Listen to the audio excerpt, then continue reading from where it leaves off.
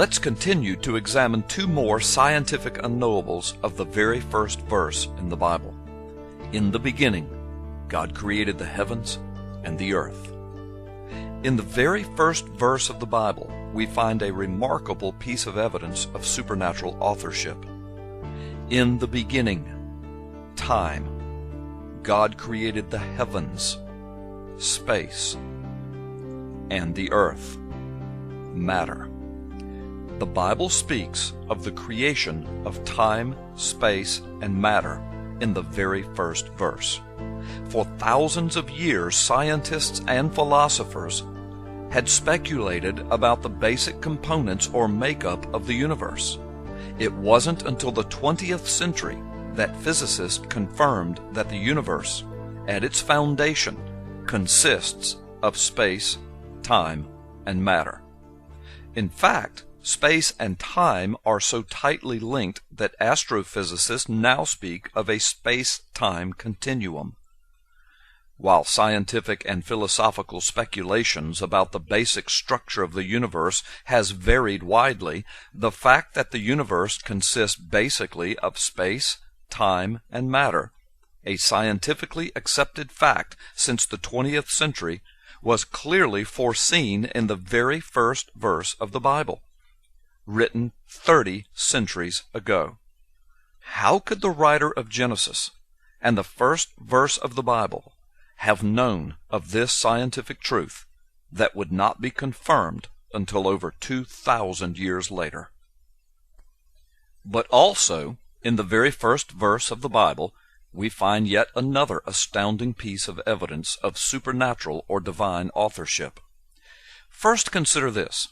It is an undeniable fact that the number 7 is a biblical number of completion or perfection, or specifically divine authorship.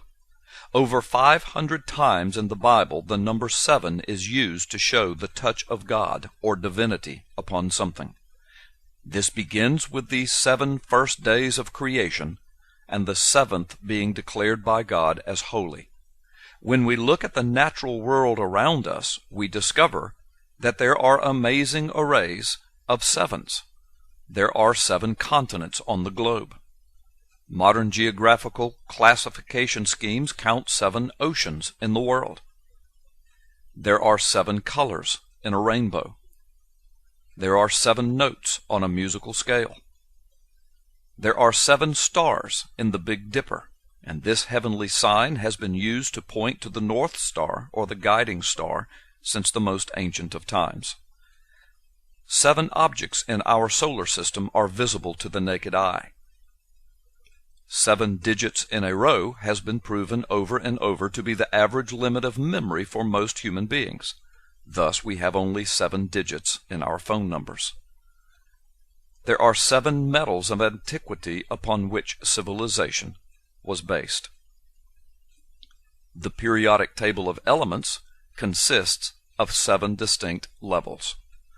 And on the 7s in the world around us go, each representing God's divine touch of completeness upon something. Now, with this in mind, consider again the very first words of the Bible, the very first verse, one sentence, translated in English as, "In the beginning, God created the heavens and the earth." It contains exactly 10 words. But in the original Hebrew, there are exactly 7 words. And these 7 words possess 7 distinctive features of the number 7 contained within that sentence.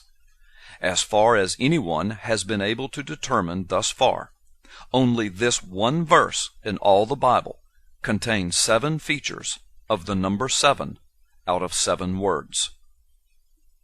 Consider these 7 features. Feature number 1.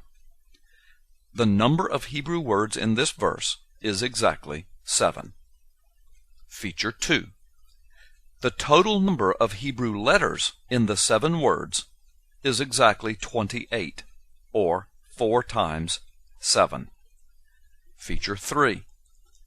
The 3 leading words in this verse of 7 words are, of course, God, the subject, and heavens and earth, the objects. The number of letters in the Hebrew words that make up these three words is exactly 14, or 2 times 7. The number of letters in the remaining words of the verse is also 14, or 2 times 7. Feature number 4. The expression of the two objects of this sentence, the heavens and the earth, in Hebrew, is made up of 14 letters, or 2 times 7. Feature number 5. The shortest word is in the middle. The number of letters in this word and the word to its left is 7. The number of letters in the middle word and the word to its right is also 7. Feature number 6. There are three important nouns in this first verse: God, heaven, and earth.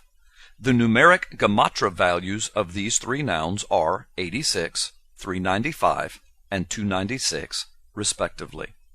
Gematria is the 3,000-year-old Hebrew rabbinical practice of assigning numerical values to each of the Hebrew letters.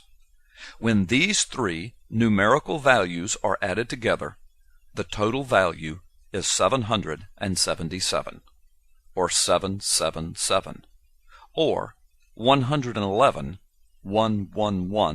times 7. In God's manner of biblical expression, this triple intensification of His perfect number 7 is the strongest possible manner of speaking the touch of His divinity. And feature number 7.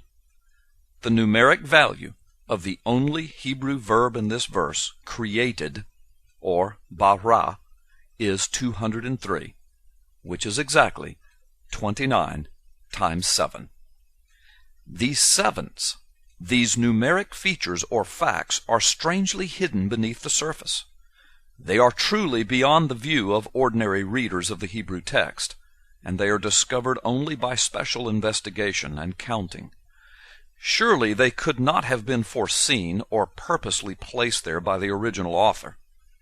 According to the law of chances, for any one feature of a 7-word sentence to be a multiple of 7 accidentally is only 1 chance in 7. But for 7 features of this one 7-word sentence to be a multiple of 7 accidentally is 1 chance in 823,543. An exponentially amazing impossibility, especially considering that the number 7 is used purposely by the biblical writers over 500 times from Genesis to Revelation to indicate the divine touch of God. It is as though God is telling those who have eyes to see in the very first verse that His divine touch is upon this word we call the Bible.